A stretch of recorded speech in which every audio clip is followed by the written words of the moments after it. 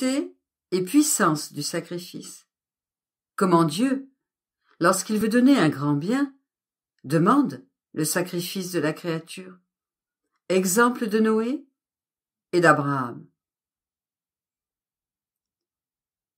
Je faisais ma ronde dans la divine volonté pour retracer tout ce qu'elle a fait, afin de faire mien ses actes et de pouvoir dire « J'étais et je suis avec toi, et je fais ce que tu fais, de sorte que ce qui est à moi est à toi, et ce que les saints ont fait dans ta vertu est aussi à moi, parce que tu es la source qui circule partout et produit tous les biens. »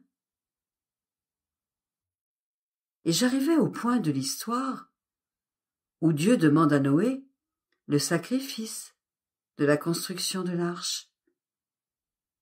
Et j'offrais le sacrifice comme s'il était le mien, afin de demander le royaume de la divine volonté sur la terre. Mais je faisais cela lorsque mon bienheureux Jésus, me retenant à ce point de l'histoire, me dit « Ma fille, tout le bien de l'histoire du monde est fondé dans le sacrifice demandé des créatures par ma suprême volonté. Et plus est grand le sacrifice que nous demandons, plus est grand le bien que nous y mettons. Et nous demandons ces grands sacrifices lorsque les créatures, par leurs péchés, méritent la destruction du monde, faisant ainsi sortir du sacrifice, au lieu de la destruction, la vie nouvelle des créatures. Or, tu dois savoir qu'à ce point de l'histoire du monde, les créatures méritaient de ne plus exister. Toutes devaient périr. En acceptant le mandat que nous lui avons donné et en se présentant pour le grand sacrifice de la construction d'une arche durant tant d'années, Noé a racheté le monde pour les futures générations. En se sacrifiant si longtemps, à travers les difficultés, les peines et la sueur, il a déboursé les pièces de monnaie, non pas d'or ou d'argent, mais de tout son être, dans l'acte de suivre notre vouloir. Il a ainsi produit suffisamment de pièces pour acheter ce qui était sur le point d'être détruit. De sorte que si le monde existe encore, il le doit à Noé, qui, par son sacrifice et en faisant notre volonté, comme nous voulions qu'il la fasse, a sauvé l'homme et tout ce qui devait servir l'homme. Un sacrifice prolongé voulu par Dieu annonce de grandes choses. Des biens universels. C'est une douce chaîne qui relie Dieu et les hommes. Nous-mêmes, tant que la créature forme pour nous un sacrifice prolongé, ne sortons pas des liens de cette chaîne qui nous est si douce et si chère que nous nous laissons lier par elle autant qu'il lui plaît. Ainsi Noé, par son sacrifice prolongé, a racheté la continuation des générations humaines. Après un autre espace de temps, dans l'histoire du monde est venu Abraham, et notre vouloir lui a commandé de sacrifier son fils. C'était un dur sacrifice pour un malheureux père. On peut dire que Dieu a mis l'homme à l'épreuve et exigé une épreuve inhumaine et presque impossible à exécuter. Mais Dieu a le droit de demander ce qu'il veut et tous les sacrifices qu'il veut. Le pauvre Abraham était placé dans une situation si difficile que son cœur saignait et il ressentait sur lui-même le coup fatal qu'il devait porter à son fils unique. Le sacrifice était excessif, si bien que notre bonté paternelle en demanda l'exécution, mais non l'achèvement. sachant qu'Abraham ne lui aurait pas survécu. Il serait mort de chagrin, après un acte aussi atroce que de tuer son propre enfant, car c'était un acte qui dépassait les forces de la nature. Mais Abraham a tout accepté. Il ne pensait à rien, ni à son enfant, ni à lui-même, parce qu'il était consumé par le chagrin dans son propre enfant. Si notre vouloir, comme nous le lui avions commandé, n'avait pas empêché son geste fatal, il aurait fait le sacrifice voulu par nous, même s'il serait mort avec son fils bien-aimé. Or, ce sacrifice était grand, excessif, uniquement voulu par nous, dans l'histoire du monde. Eh bien, ce sacrifice l'a élevé si haut qu'il a été constitué chef et père des générations humaines.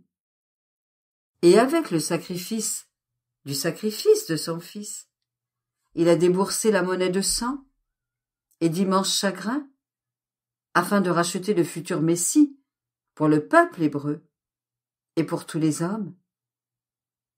De fait, après le sacrifice d'Abraham, nous nous sommes fait souvent sentir parmi les créatures, ce que nous n'avions pas fait auparavant. Le sacrifice possédait la vertu de nous rapprocher des créatures.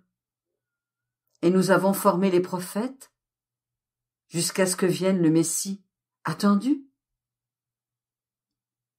Or, après un autre laps de temps prolongé, voulant donner le royaume de notre volonté, nous voulions un sacrifice sur lequel nous appuyer, et alors que la terre est inondée de péchés et mérite d'être détruite, le sacrifice de la créature la rachète.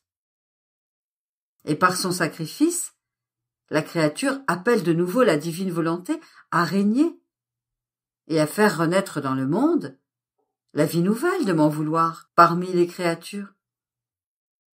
C'est pourquoi j'ai demandé le sacrifice prolongé de ta vie, sacrifiée sur un lit de souffrance.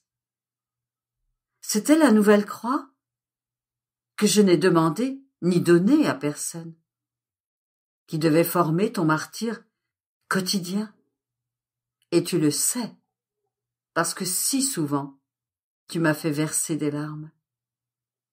Ma fille, lorsque je veux donner un grand bien, un nouveau bien aux créatures, je donne une nouvelle croix et je veux un nouveau et unique sacrifice. Une croix dont l'homme ne s'explique pas la raison. Mais cette raison est divine, et l'homme est dans l'obligation non pas de la scruter, mais de s'incliner devant elle et de l'adorer. Il s'agissait du royaume de ma volonté, et mon amour voulait et devait inventer de nouvelles croix et de nouveaux sacrifices jamais encore offerts, afin de trouver les prétextes, le soutien, la force, la quantité de monnaie et la chaîne la plus longue pour être liés par la créature. Et le signe certain que nous voulons donner au monde un grand et universel bien, c'est la demande à une créature d'un grand et prolongé sacrifice. Ce sont les assurances et les certitudes du bien que nous voulons donner. Et lorsque nous trouvons une créature qui accepte, nous faisons pour elle un prodige de grâce. Et dans son sacrifice, nous formons la vie du bien que nous voulons donner.